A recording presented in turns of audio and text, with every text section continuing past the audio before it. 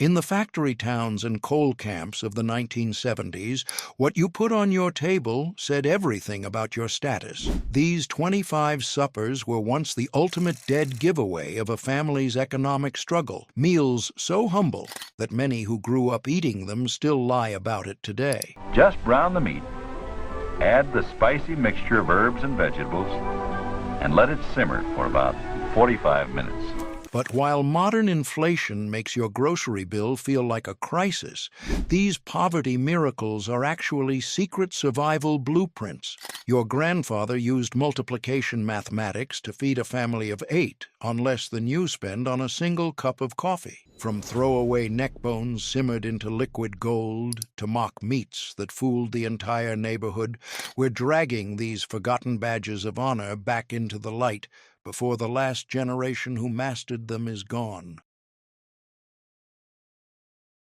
Father ate Salisbury steak with canned gravy every Wednesday in 1974, survival engineering that transformed cheap ground beef into factory shift fuel. Mother shaped 1 pound of ground beef mixed with crackers and onions into 4 oval patties, fried them in cast-iron skillets until crusty brown, opened 2 cans of Heinz brown gravy heated on adjacent burners, served everything over 4 slices of Wonder Bread that soaked up gravy like sponges. The kitchen featured avocado green appliances, a 4-burner electric stove, scratched Formica countertops, metal trivets, wooden spoon holders, grease-stained pot holders. The Salisbury steak was salty, beefy dense, with cracker filler creating texture like meatloaf. The canned gravy was thick brown, salty, coating everything in glossy sauce. It cost $2.30 for ingredients in 1974, fed 4 factory workers coming off second shift, equivalent to $14 today. It proved your ability to stretch 1 pound of meat into substantial suppers when buying steaks meant sacrificing gas money or falling behind on utility bills that came every month. Salisbury steak disappeared when food critics dismissed it in the 1980s, and grilled chicken became the respectable protein instead of gravy-smothered ground beef. Father fried Spam with eggs every Saturday morning in 1972, desperate efficiency that turned canned meat into weekend breakfast. He sliced 1 12-ounce Spam tin into 8 thick slabs, fried them in their own gelatin until edges crisped brown, scrambled 6 eggs in the remaining grease, served everything on chipped plates with white toast. The kitchen featured yellow linoleum floors with cigarette burns, a white electric range, metal spatulas with wooden handles, aluminum egg turners, paper towels for grease absorption. The fried Spam was salty, fatty, crispy, with pork gelatin creating caramelized crust. The eggs were greasy, fluffy, rich, absorbing Spam drippings that flavored every bite. It cost $1.65 for Spam and eggs in 1972, fed 4 people breakfast, equivalent to $12 today. It demonstrated your refusal to waste money on bacon when Spam provided protein and fat in shelf-stable form that didn't require refrigeration until opening. Father made chipped beef on toast every Sunday in 1973. Survival-driven necessity inherited from military service that stretched dried beef into family meals. He tore apart 4 ounces of dried chipped beef packed in glass jars, made white gravy with flour and milk in cast-iron skillets, simmered beef in gravy until rehydrated, ladled everything over toasted white bread. The kitchen featured wood-paneled walls, an electric coffee percolator bubbling constantly, ceramic canisters labeled flour and sugar, wire toast racks, butter dishes. The chipped beef was salty, chewy, intense, suspended in thick white gravy that tasted like cream sauce. The toast was crispy, buttered, soggy, where gravy soaked through, creating layers of texture. It cost $1.40 in 1973, fed 6 people Sunday breakfast, equivalent to $10 today. It proved your military training translated into civilian survival skills when buying fresh beef meant spending money better saved for mortgage payments or car repairs. Mother cooked hot dogs and beans in one pot every Thursday in 1975, strategic poverty engineering that combined two cheap proteins into filling suppers. She opened 3 cans of Van Camp's pork and beans, sliced 8 hot dogs into coins, simmered everything together in enamel pots for 15 minutes, served it in bowls with cornbread on the side. The kitchen featured a white gas stove, speckled enamel pots with chipped edges, wooden spoons, pot holders made from quilting scraps, paper napkins in plastic holders. The hot dogs and beans were sweet smoky thick, with molasses sauce coating sliced franks. The texture was soft, meaty, mushy, with beans breaking down into creamy sauce. It cost $1.90 in 1975. Fed 6 people supper. Father ate fried bologna sandwiches every Monday in 1971. Desperate innovation that transformed lunch meat into hot suppers after double shifts. He sliced thick bologna rounds, scored edges with knife cuts to prevent curling, fried them in cast-iron skillets until edges crisped and centers bubbled, served them on white bread with yellow mustard. The kitchen featured a 2-burner hot plate, cast-iron skillets blackened from decades of use, bread boxes with rusted hinges, jars of French's mustard, stacks of paper plates.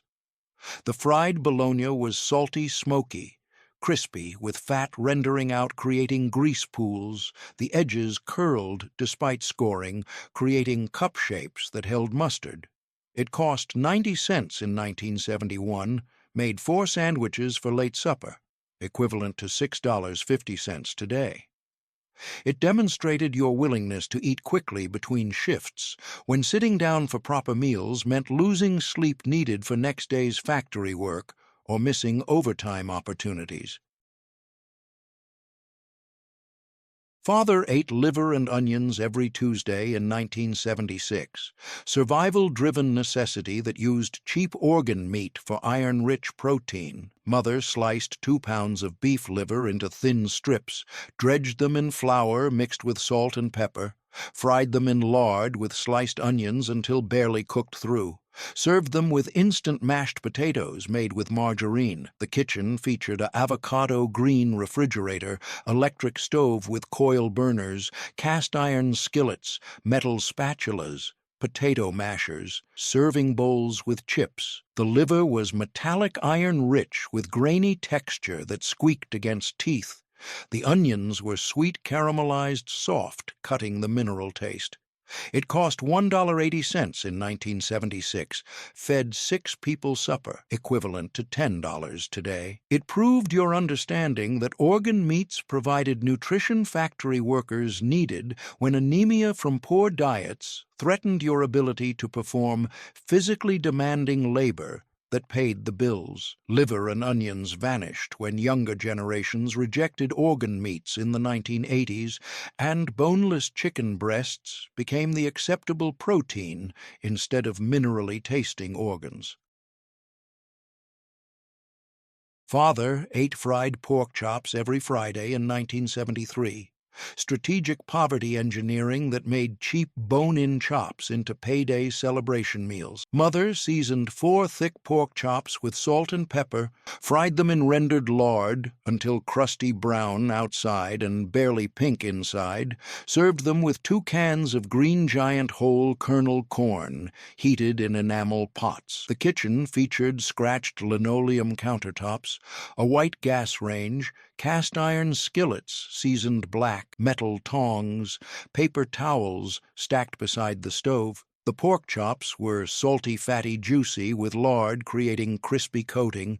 The canned corn was sweet, buttery, soft, with metallic aftertaste from tin cans. It cost $3.20 in 1973, fed 4 people Friday supper, equivalent to $22 today. It demonstrated Friday paycheck relief when eating pork chops signaled you'd survived another week of factory work and could afford protein beyond ground beef or organ meat. Fried pork chops disappeared when health campaigns warned about saturated fats in the 1980s, and grilled meats became the cooking standard instead of lard-fried proteins.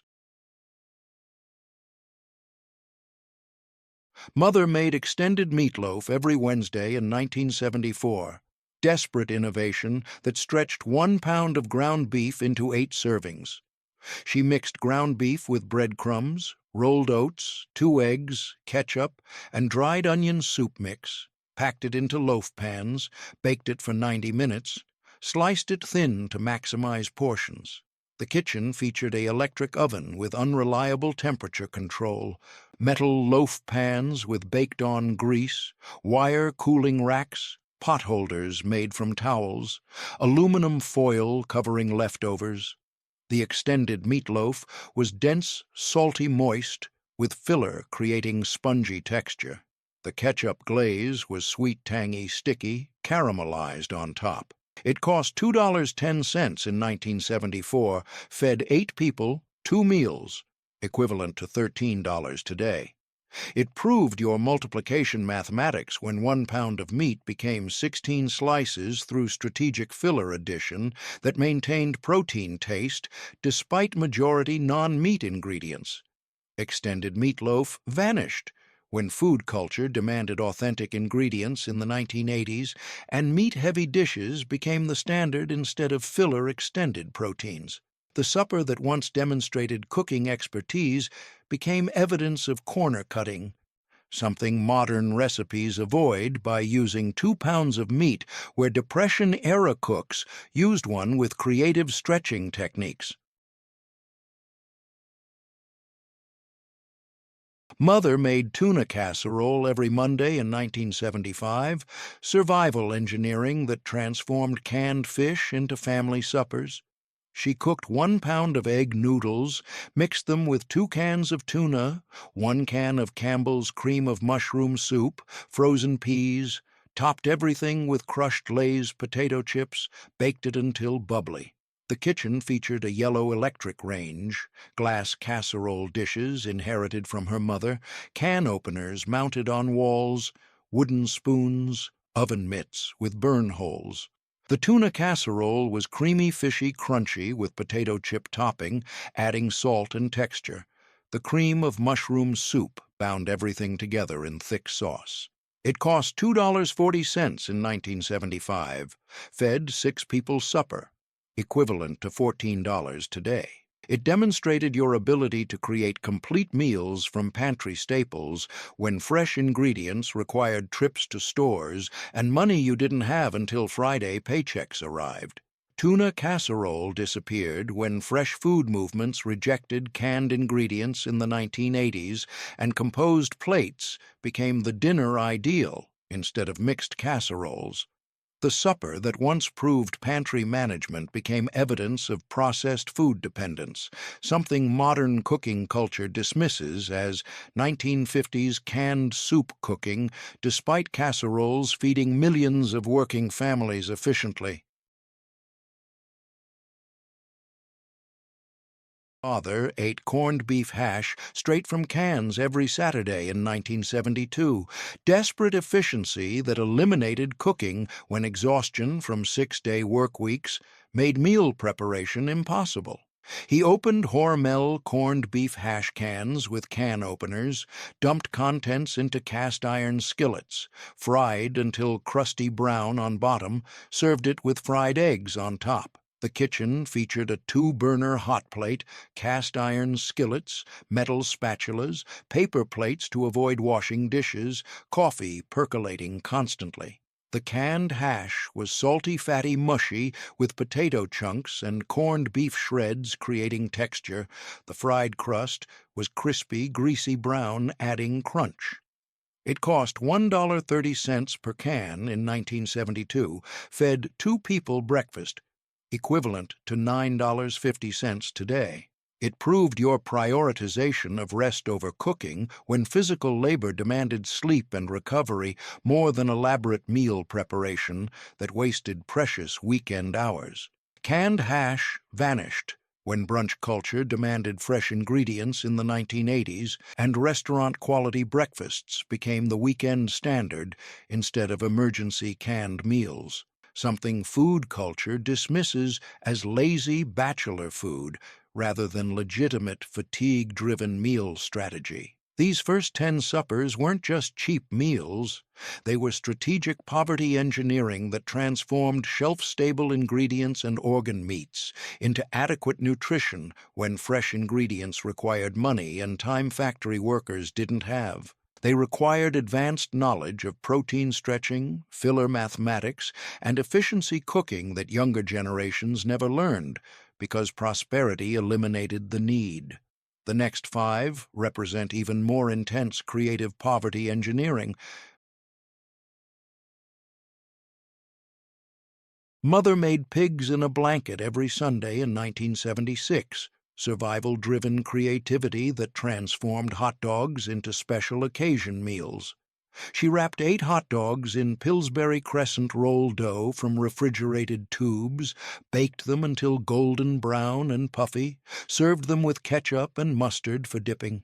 The kitchen featured an electric oven, metal cookie sheets with baked-on grease, wire cooling racks, pot holders, paper plates for easy cleanup, plastic squeeze bottles of condiments.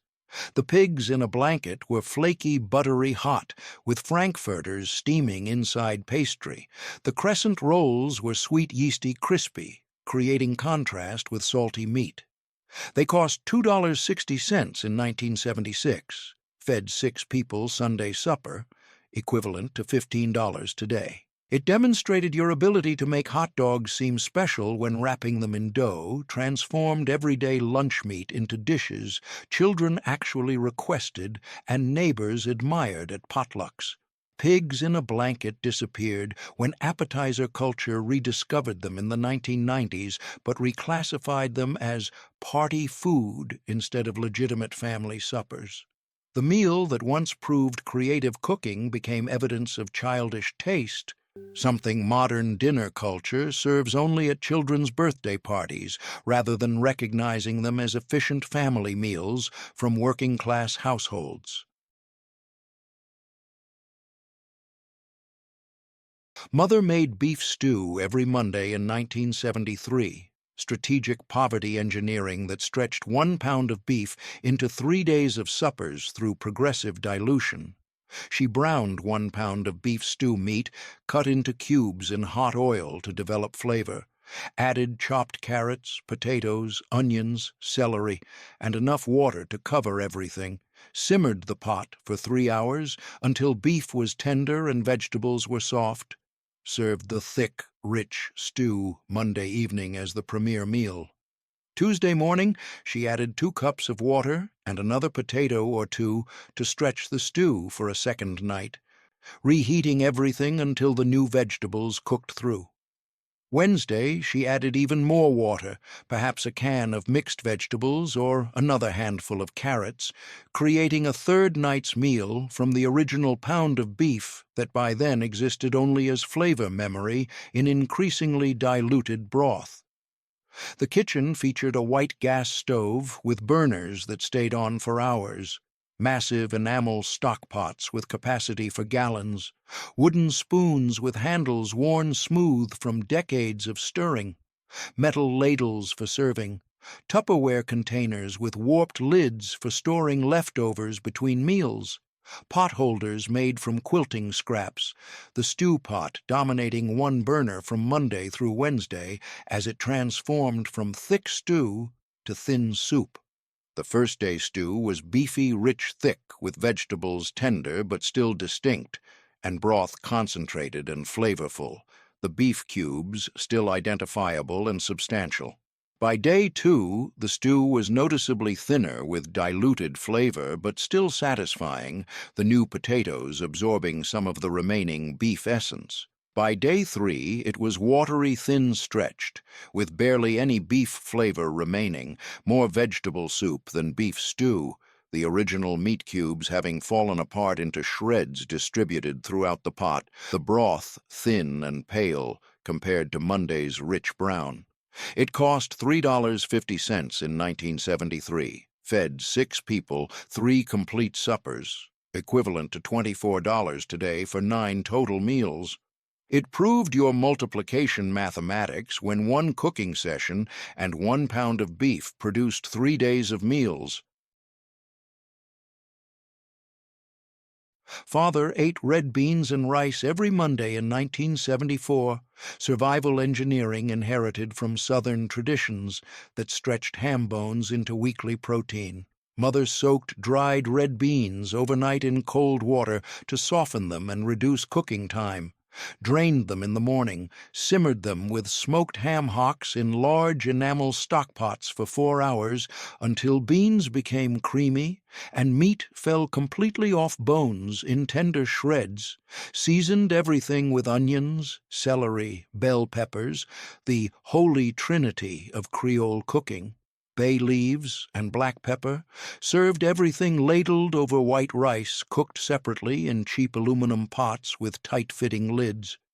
The kitchen featured a white gas stove with 1 burner dedicated to the beans all afternoon, massive enamel stockpots that could hold gallons of beans and water, wooden spoons with handles darkened from years of stirring, rice cookers or pots that inevitably burned rice on the bottom, creating a crispy layer, serving bowls with hairline cracks from decades of use, the smell of simmering beans and smoked pork permeating the entire house and announcing Monday supper to the neighborhood hours before mealtime. The red beans were creamy, smoky rich, with ham hock meat, shredding into the beans and dissolving into the cooking liquid, the beans themselves breaking down partially to create thick sauce that coated every grain of rice. The rice was starchy, fluffy plain, providing neutral base for the intensely flavored bean sauce, and the combination created complete protein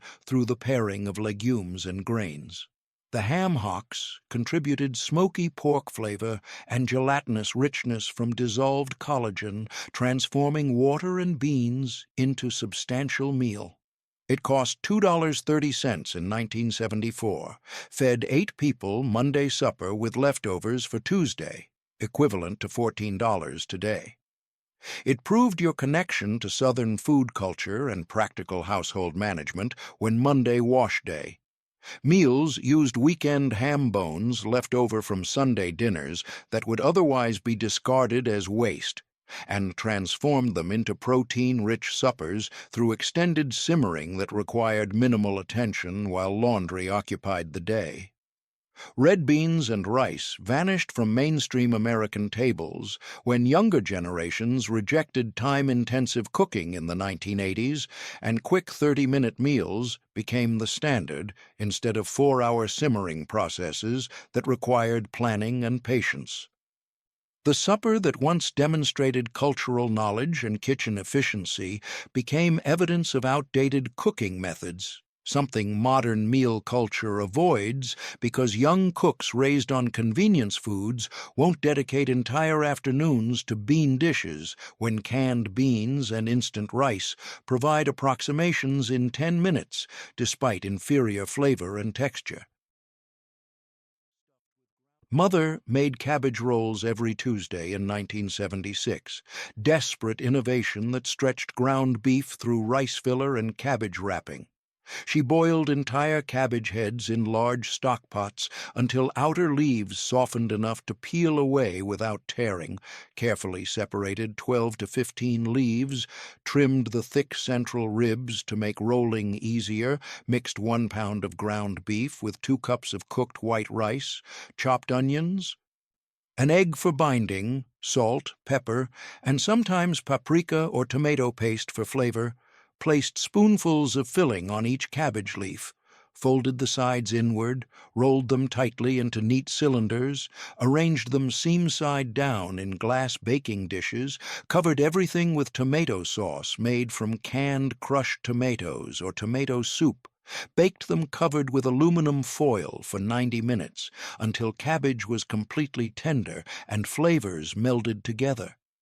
The kitchen featured an electric oven that cooked unevenly, requiring dish rotation, rectangular glass baking dishes, wooden spoons for mixing filling, metal tongs for handling hot cabbage leaves without tearing them, pot holders for removing heavy dishes, aluminum foil for covering, dish towels for wiping hands between rolling each cabbage roll in an assembly line process that took over an hour of standing work. The cabbage rolls were tangy, beefy, soft, with cabbage leaves wilting completely into the tomato sauce until barely distinguishable from the filling. The rice filler created substantial volume that stretched 1 pound of meat into 12 individual rolls. The tomato sauce was acidic, sweet-rich, soaking into both cabbage and filling, and the cabbage itself contributed mild vegetable flavor and textural contrast.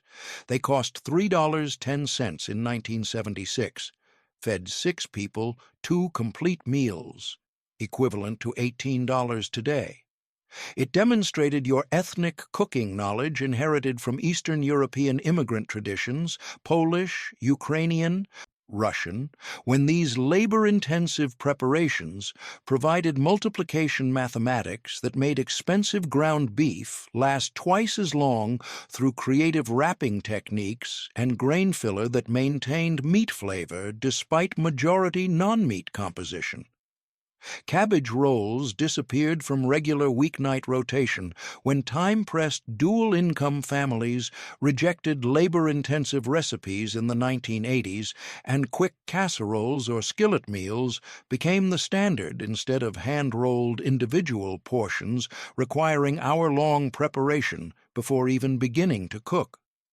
The supper that once proved cultural heritage and cooking skill became evidence of impractical effort, something modern cooking culture avoids because younger generations won't spend hours carefully rolling cabbage when deconstructed cabbage roll casseroles provide similar flavors in a fraction of the time by simply layering chopped cabbage, meat, rice, and sauce without the tedious rolling process. Father ate fried scrapple every Sunday morning in 1972, survival-driven Pennsylvania Dutch tradition that used every scrap of pork processing. He sliced 1-pound loaves of scrapple, purchased from local butcher shops, into half-inch thick slabs, fried them in cast-iron skillets over medium-high heat until crusty brown with crispy edges that shattered when bitten, flipped them carefully to achieve even browning on both sides, served them on chipped plates with log cabin maple syrup drizzled generously on top, creating sweet-savory contrast. The kitchen featured a white gas stove with 4 burners, cast-iron skillets seasoned jet black from decades of daily use, metal spatulas with wooden handles, paper towels stacked beside the stove for grease absorption, syrup bottles with distinctive red caps, coffee percolating in aluminum percolators filling the room with morning aromas, the Sunday morning ritual happening before church services or weekend factory overtime shifts. The fried scrapple was intensely crispy, meaty, grainy, with cornmeal filler creating texture somewhere between sausage patties and fried polenta, the exterior developing a shattering crust while the interior remained soft and porky. The maple syrup was sweet, sticky amber with artificial maple flavoring, cutting through the intensely salty pork and organ meat flavors, creating the classic Pennsylvania Dutch sweet and savory breakfast combination. The gray-brown color of scrapple revealed its composition: ground pork scraps, organ meats, cornmeal, but slicing and frying obscured the specific ingredients into uniform texture. It cost $1.40 per loaf in 1972, lasted 4 breakfasts for a family, equivalent to $10 today. It proved your deep connection to Pennsylvania Dutch efficiency culture when using snouts, hearts, liver, and organ meat scraps ground together with cornmeal demonstrated complete animal utilization.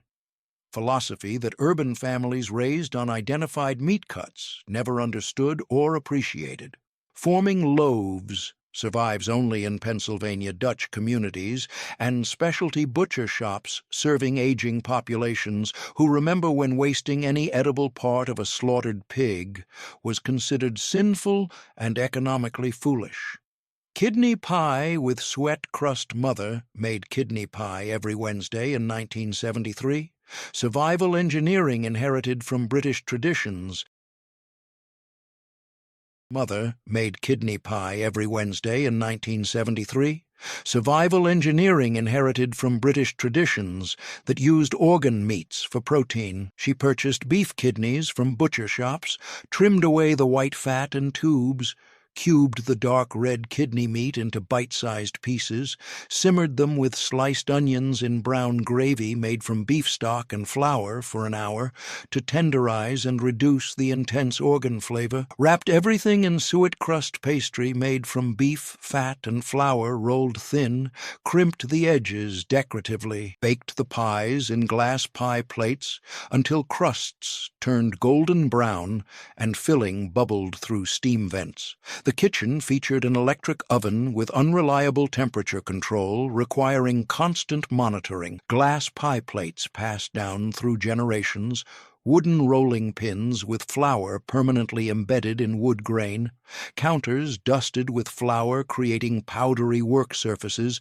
pot holders with burn holes from years of use, wire cooling racks where pies rested before serving, the smell of kidneys cooking, distinctive, mineral, slightly urine-like, filling the house hours before mealtime. The kidney pie was intensely urine metallic, rich with organ meat flavor dominating everything, despite the onions and gravy attempting to mask it. The kidneys themselves had a mineral density that tasted like concentrated beef with ammonia undertones from their urine-filtering biological function. The sweet crust was flaky, fatty, heavy, creating incredibly greasy pastry that left residue on fingers and plates, the beef fat rendering during baking and soaking into the bottom crust. The texture combination, tender kidneys, thick gravy, flaky crust, worked perfectly, but the flavor remained challenging for anyone not raised eating organ meats regularly. It cost $2.70 in 1973, fed 6 people Wednesday supper, equivalent to $19 today. It demonstrated your British Isles heritage and specialized organ meat knowledge when kidneys provided cheap protein that required proper preparation techniques. Soaking, trimming, long simmering, to mask intense flavors that modern palates find fundamentally revolting and inedible. Kidney pie disappeared from American tables when organ meat rejection intensified in the 1980s, and boneless, skinless chicken breasts became the universally acceptable protein instead of minerally tasting kidneys that required acquired taste and cultural conditioning to enjoy. The supper that once proved ethnic cooking heritage and old-world knowledge became evidence of extreme poverty and cultural otherness, something modern American culture never adopted beyond isolated British immigrant communities because the kidney's biological urine processing function makes the taste fundamentally off-putting to contemporary eaters who prefer proteins with no distinctive organ flavor. Even in Britain, where kidney pie remains traditional pub food, Father ate boiled beef tongue every Thursday in 1975, strategic poverty engineering that used one of the cheapest cuts for sandwich meat.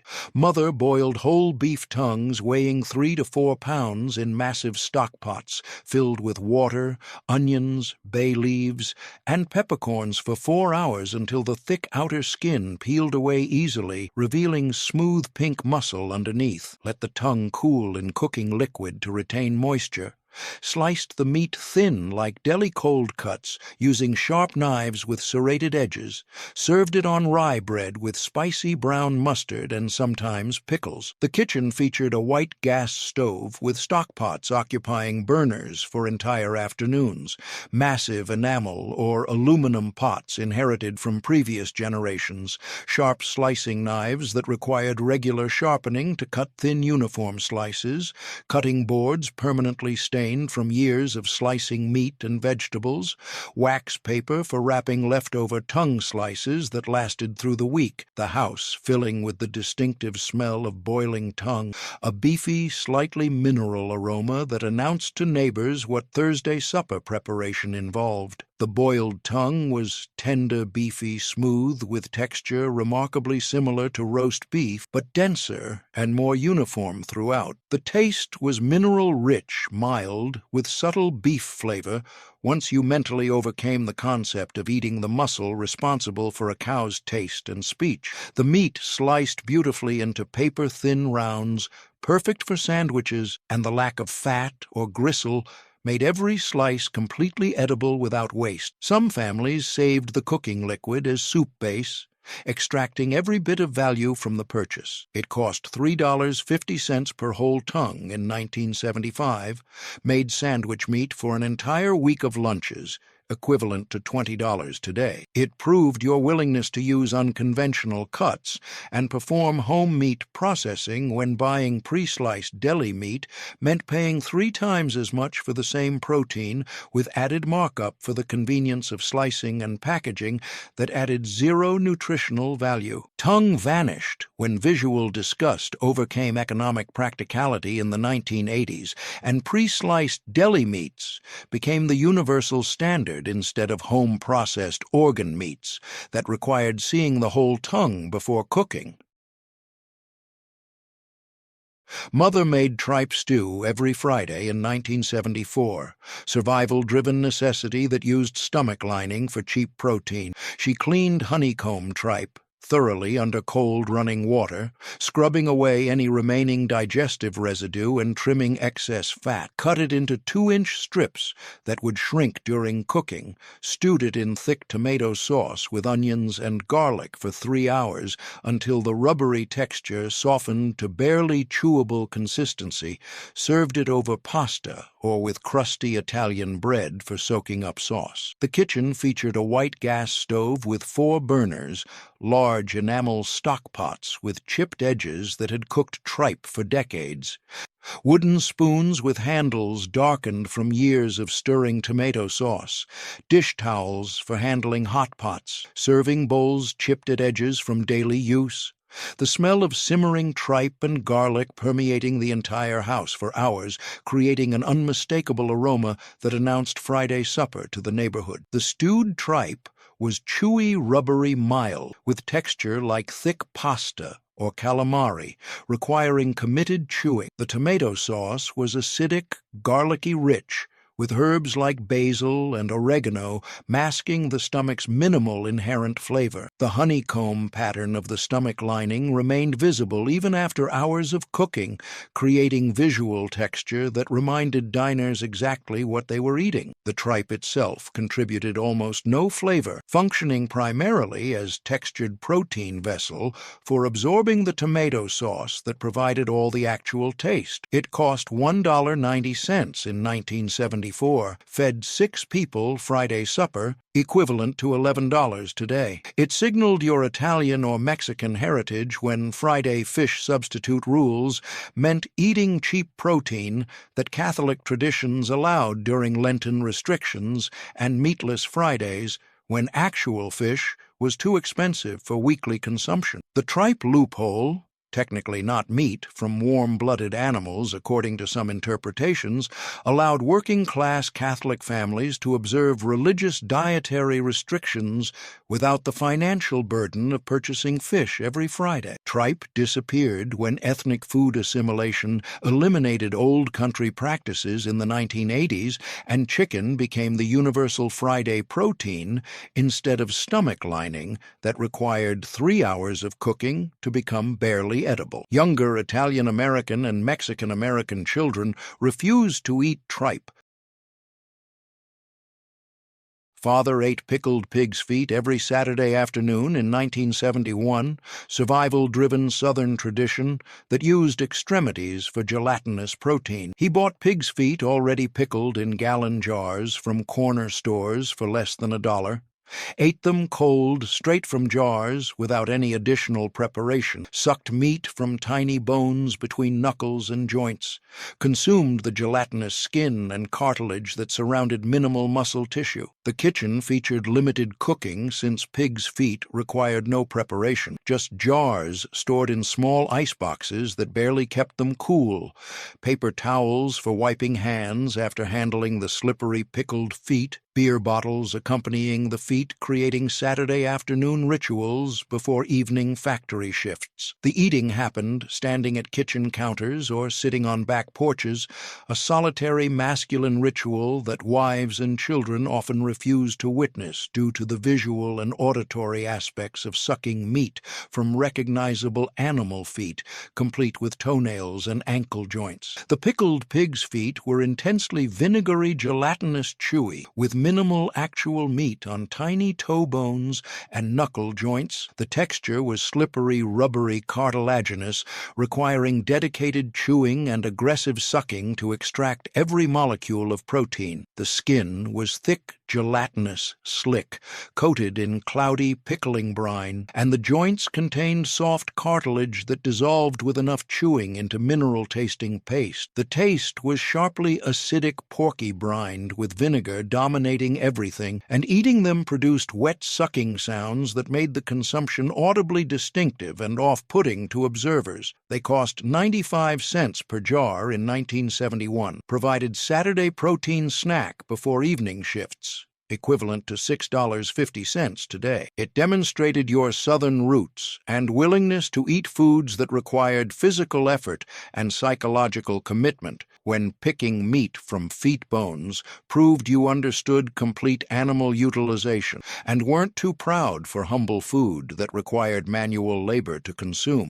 These first 20 suppers weren't just extreme measures, they were final-stage poverty techniques that extracted protein from literal animal waste parts when buying conventional cuts meant choosing between meat and rent. They required advanced knowledge of organ preparation, complete animal utilization, and psychological willingness to eat parts modern culture considers inedible garbage despite identical nutritional value. The final 5 represent the absolute maximum desperation. Meals using animal organs and blood that would make modern eaters physically ill, when proving you could feed families meant overcoming visceral disgust. Modern prosperity allows people to indulge.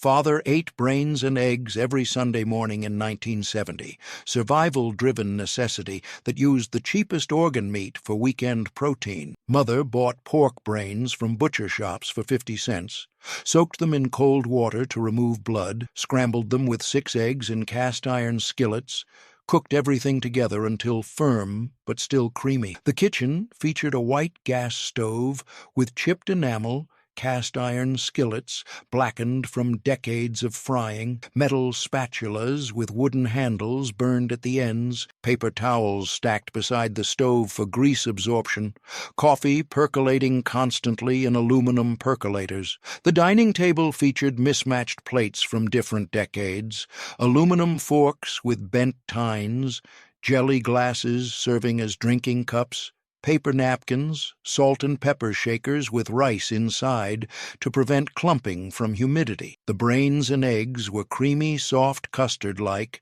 with brains dissolving into eggs, creating uniform texture. The taste was mild, slightly metallic, rich, with organ meat flavor barely distinguishable from scrambled eggs alone. The color was grayish pink-yellow, making the dish visually unappealing despite palatable flavor once you overcame the concept of eating brain tissue. They cost $1.25 total in 1970, fed 4 people's Sunday breakfast, equivalent to $9.50 today. It proved your willingness to use every edible part of slaughtered animals when buying conventional breakfast meats like bacon or sausage meant spending 3 times as much for equivalent protein and fat content. Brains and eggs disappeared when mad cow disease fears intensified in the 1980s, and health authorities warned against consuming any brain tissue from mammals due to prion contamination risks. Even before disease scares, younger generations rejected them because the psychological barrier of eating brains, the organ associated with consciousness and identity, proved too strong to overcome despite mild flavor and nutritional density. The breakfast that once demonstrated complete animal utilization and fearless organ meat consumption became evidence of dangerous eating. Grandfather ate head cheese sandwiches every Wednesday in 1971, strategic poverty engineering that transformed pig heads into pressed meat loaves. He bought head cheese from German butcher shops, sliced the jellied loaf thin with sharp knives, served it cold on rye bread with brown mustard and pickles. The kitchen featured limited preparation since head cheese was purchased ready-made, just cutting boards stained from years of use, serrated bread knives with wooden handles, wax paper for wrapping sandwiches, small ice boxes keeping head cheese cold. The lunch was often eaten standing at kitchen counters between shifts or packed in metal lunch pails for factory break rooms where other workers recognized the distinctive appearance of pressed head meat in gelatin. The head cheese was gelatinous, fatty, salty, with visible pieces of tongue, cheek meat, and skin suspended in cloudy aspic. The texture was slippery, smooth, chewy, requiring multiple bites to break down the gelatin. The taste was porky mineral vinegary with spices like bay leaf and black pepper throughout the pressed meat mixture. It cost $1.65 per pound in 1971, made 6 sandwiches, equivalent to $12.50 today. It demonstrated your German or Eastern European heritage when eating pressed head meat proved you understood old-world butchering that used every part, including skulls, that American-born workers threw away as waste. The visible pieces of identifiable anatomy, tongue cross-sections, ear cartilage, skin with hair follicles, created meals that required commitment to eat despite nutritional equivalence to conventional cold cut. Head cheese vanished when visual appearance overcame economic logic in the 1980s, and smooth-textured deli meats became the universal standard instead of gelatinous pressed organ mixtures with visible anatomy. Younger generations rejected head cheese not for taste, which is mild and comparable to mild pork sausage, but because the transparent gelatin revealed exactly what you were eating, making the source undeniably visible with each bite. The cold cut that once proved ethnic identity and complete animal utilization became evidence of extreme poverty, something modern deli counters no longer stock because consumer demand disappeared entirely. Father ate fried chicken gizzards every Friday evening in 1972, survival-driven Southern tradition that used digestive organs for cheap protein snacks. Mother bought 2 pounds of chicken gizzards from butcher shops for $1, cleaned them thoroughly, removing silver skin and grit, cut them in half to expose muscle texture, dredged them in seasoned flour, fried them in peanut oil until dark brown and crispy outside, but still chewy inside. The kitchen featured a white electric stove with coil burners, cast-iron Dutch ovens for deep frying, metal spider strainers for retrieving fried pieces, paper grocery bags for draining grease, bottles of Texas Pete hot sauce, beer bottles sweating condensation. The Friday evening ritual happened after paychecks were cashed, creating weekly celebration meals that cost minimal money but felt special through preparation technique and spicy accompaniment. The fried gizzards were intensely chewy, rubbery dense, with muscle texture that required committed chewing. chewing. The coating was crispy, salty, crunchy, shattering with each bite.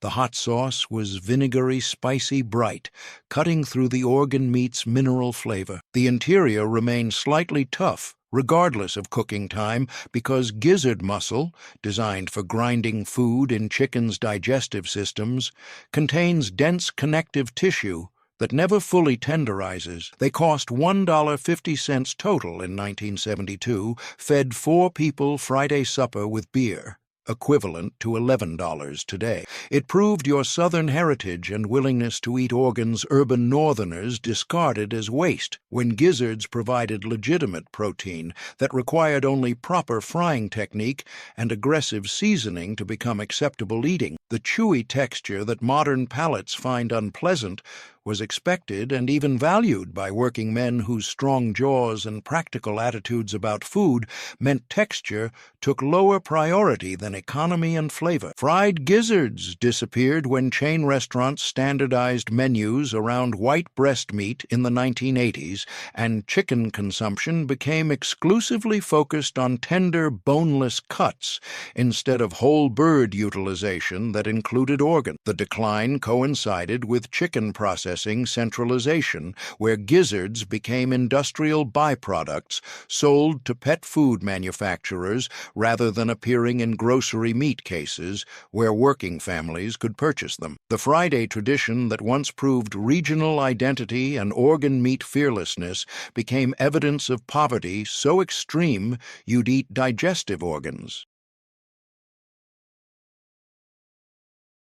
Mother made oxtail soup every Monday in 1973, survival engineering that extracted every molecule of nutrition from tail vertebrae through extended simmering. She bought 3 pounds of oxtails from butcher shops, browned them in cast-iron pots with onions and garlic, added water and vegetables, simmered everything for 8 hours until meat fell from bones and marrow dissolved into broth, creating rich gelatin. The kitchen featured a white gas stove with soup pot occupying 1 burner all day, massive enamel stock pots inherited from her mother, wooden spoons with handles worn smooth from decades of stirring, ladles for serving, dish towels for handling hot pots. The house smelled like beef broth for 12 hours, a smell that penetrated furniture and clothing, announcing to neighbors what Monday supper would be before you even entered the home. The oxtail soup was beefy, rich, gelatinous, with collagen from connective tissue creating almost sticky broth. The meat was falling apart,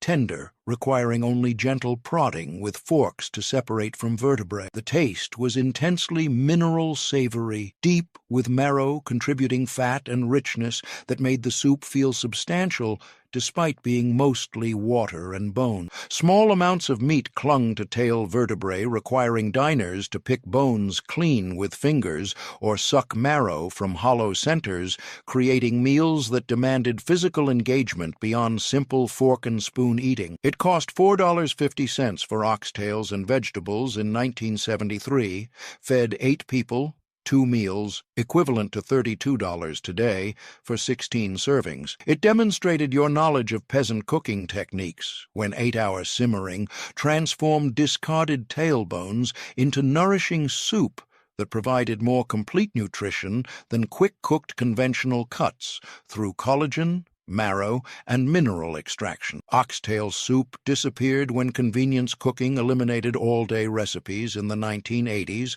and canned soups became the standard instead of bone broths, requiring constant attention and full-day commitment. Additionally, oxtails became expensive as Asian and Caribbean immigrants recognized their value, creating demand that drove prices higher than conventional beef cuts, inverting the poverty economics that originally made oxtails working-class food. The soup that once proved cooking expertise and complete animal utilization became evidence of time waste, something modern meal culture avoids because young families won't dedicate entire days to soup that could be replaced with Campbell's in 3 minutes. The knowledge of proper oxtail preparation, browning for flavor development, skimming fat, adjusting water levels during extended simmering became specialized expertise rather than common household knowledge, surviving only in ethnic communities and high-end restaurants that charge premium prices for dishes that were once ultimate poverty food. Father ate blood pudding every Saturday morning in 1970, survival-driven British and Irish tradition that used pig blood mixed with fat and grain for protein-rich breakfast. He bought blood pudding links from specialty butcher shops, sliced them thick, fried them in butter until crusty black outside with soft interior, served them with fried eggs and toast. The kitchen featured a white gas stove, cast iron skillets, metal spatulas, paper towels for grease, butter dishes, coffee percolating. The Saturday morning ritual happened before weekend shifts or overtime work, creating filling breakfasts that sustained physical labor through lunch without additional food. The blood pudding was iron-rich, mineral-intense, with grainy texture from oatmeal or barley filler. The exterior was crispy, fatty chard where blood proteins caramelized in butter, creating almost burnt crust. The taste was intensely metallic, savory blood-like, impossible to mistake for anything except exactly what it was. Coagulated pig blood mixed with fat and grain, then stuffed into casings like sausage. The dark maroon-black color made the dish visually striking and unmistakable, leaving no doubt about the primary ingredient. It cost $1.80 per pound in 1970, made 4 breakfasts, equivalent to $13.50 today. It proved your British Isles heritage and absolute fearlessness about animal blood consumption when using every component of slaughtered pigs, demonstrated old-world efficiency that squeamish American-born workers never adopted despite equivalent nutritional density to conventional breakfast meats. Blood pudding vanished almost entirely from American markets when health regulations classified blood as high-risk ingredient in the 1980s, and mainstream consumers rejected the concept of eating coagulated blood, regardless of cultural tradition or nutritional value. Even in communities with British immigration heritage,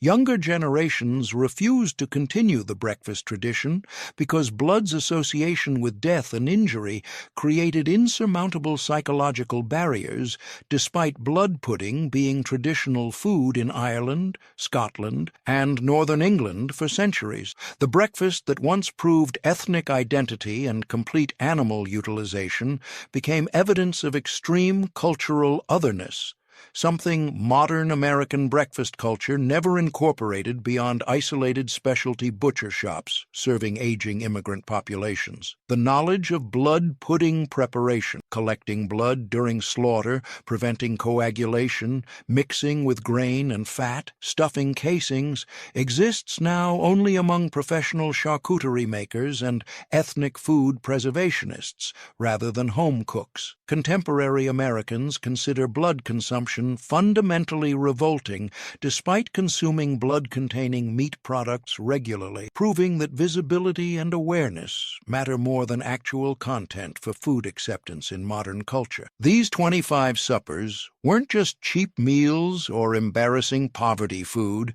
they were multiplication mathematics designed to feed families of 6 to 8 on single factory paychecks when one layoff meant eviction, when one medical bill meant choosing between electricity and groceries, when one missed shift meant falling irreversibly behind on mortgage payments. They required advanced knowledge of protein-stretching ratios, complete animal utilization, ethnic cooking traditions, and psychological willingness to eat parts. Modern prosperity allows people to reject as disgusting despite identical or superior nutritional density compared to expensive conventional cuts. The fathers and mothers who cooked these suppers weren't ignorant or lacking taste. They were calculating protein costs per serving, measuring filler ratios that maintained meat flavor while doubling portions, choosing between feeding feeding children adequately and maintaining neighborhood respectability when serving obvious poverty. Food meant social judgment. They understood organ meat nutrition, knew which animal parts provided cheap protein, mastered techniques that transformed tough cuts into tender meals, and made conscious decisions about economic survival versus cultural acceptance when neighbors judged every plate. These suppers vanished when factory closures eliminated blue-collar communities, when food culture shifted toward individual plated meals instead of family-style serving, when younger generations rejected their parents' poverty food as shameful reminders of hardship they wanted desperately to escape and forget. What once proved resourcefulness became evidence of failure families denied experiencing. The knowledge disappeared within one generation. Sons never learned fathers' multiplication mathematics.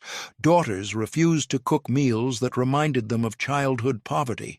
Grandchildren inherited only vague awareness that things used to be hard without understanding the precise economic calculations governing every supper. These weren't just meals, they were badges of honor, proving working men survived decades of factory labor that destroyed bodies and spirits, provided for families of 6 to 8 on single paychecks, despite impossible economic pressure that made every grocery decision a calculation between competing needs. They maintained dignity through cooking technique and ethnic tradition, when prosperity seemed permanently out of reach for blue-collar households trapped in cycles of layoffs, medical bills, and wage stagnation. Every supper represented mathematical precision about protein costs, filler ratios, and caloric density that kept children fed and fathers strong enough for next day's shift, despite grocery budgets that would horrify modern families spending more on coffee than Depression-era households spent on weekly meat.